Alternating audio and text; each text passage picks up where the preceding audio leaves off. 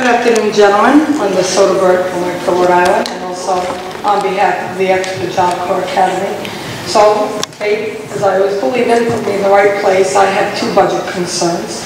The first one is that we've been open for 12 years now. We've serviced over 3,200 youth and put them into the workplace with competitive credentials and career technical education training that obviously demonstrates it works because we are one of the top performing Job Corps centers in the nation.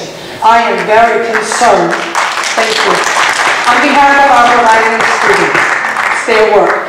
I am very concerned about the 21% cut proposed to the Department of Labor and Training Programming. It is alarming to me because it seems that every time there's a budget challenge, the most vulnerable are the ones who negatively get impacted. The emerging workforce doesn't always have the confidence and the wherewithal to vote on behalf of themselves. So that's the first one, and I know Congressman right now that I believe it's Congressman Barretta and Bishop who are circulating a letter of support. So I know that you have all been supportive of Job Corps in the past. The second one is, as a mother of a decorated Afghanistan vet, I have been very thankful.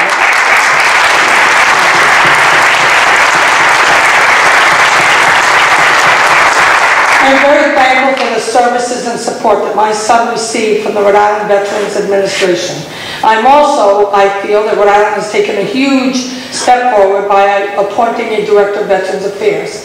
I am concerned about cuts to veteran support. That is a huge disappointment considering the amount of commitment that they make, whether it's for one war, 2 wars, or the last 20 wars. It doesn't matter. They have worked on our behalf. And I feel that as residents and lawmakers, we should be supporting their efforts that provides us with the opportunity for choice and freedom. Thank you.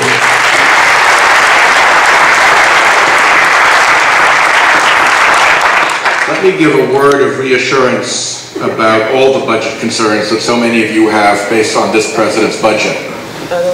A president's budget has largely become political theater at this point, and this president's budget is particularly theatrical. The Republicans wouldn't even give President Obama's last budget a hearing in the Budget Committee, to give you an idea of how low that enterprise has fallen. The second step in that is for the Congress to set the budget. I sit on the Budget Committee. The Budget Committee has a high-speed, fast lane to get a budget through with a simple majority. The Republicans use that for repeal and replace. They don't have that this year. They'll have to try to jam something else through to try to get to 51, to get a budget through. But even if they get the budget through, here's the thing that's changed. In the Senate, we now require 60 votes for virtually everything. The penalty for appropriations that exceed the budget is that they have to get 60 votes. So it's no penalty at all any longer. Back when the Budget Act was designed, that was a penalty. Now it isn't.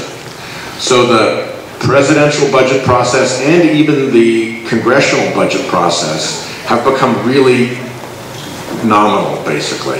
And the decisions get made in the Appropriations Committee where Jack is.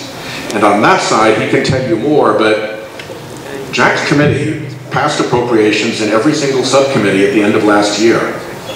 And we're coming to the end of April when the spending ends. And the government's going to run out of money, and we're going to have a government shutdown if they don't agree to something. Well, look, they just agreed to these spending levels that we can live with 4 or 5 months ago. Are they really, particularly after this debacle this week, going to shut down the government in order to do something different than what they agreed to 4 to 5 months ago? We have a very strong bargaining position, and they need to get 60 votes for that. So they need Democratic support, and we have a lot of leverage, and Jack can tell you more because he's going to be in that room when it happens. Well, I could just say, when the President's fiscal year 18 budget came down, which began October 1st, my Republican colleagues essentially said it was dead on arrival. So that was Senator Graham, Senator Murkowski, Hal Rogers in the House, who used to be chairman of the Appropriations Committee, said, no, this is not good.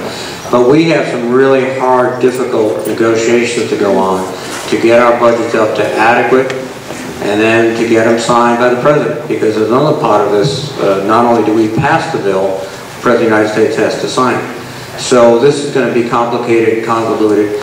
For this year, we're already halfway through. We haven't got a budget, appropriations I should say. We have until the end of April. We're going to be working hard to get that done, and then we take up the FY18. On behalf of Job Corps students, I really want to thank all of you for the support, and also knowing that it is building up the labor market in Rhode Island and improving the workforce for employees and employers. Thank you for the great job.